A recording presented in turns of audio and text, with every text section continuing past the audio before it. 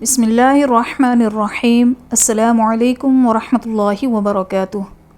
آج کے ہم اس شارٹ سی ویڈیو میں سیکھیں گے کہ حروف لثویہ یعنی نرمی سے پڑھے جانے والے حروف کتنے ہیں اور انہیں کس طرح پڑھا جاتا ہے۔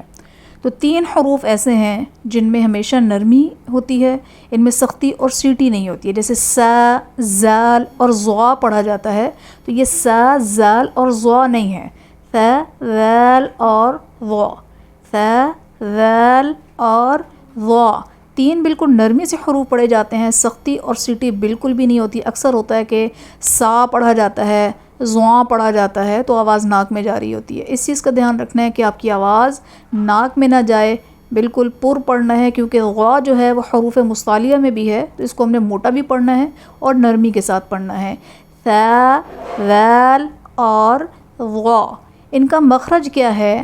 ثا، ذال اور ضا کا ایک ہی مخرج ہے۔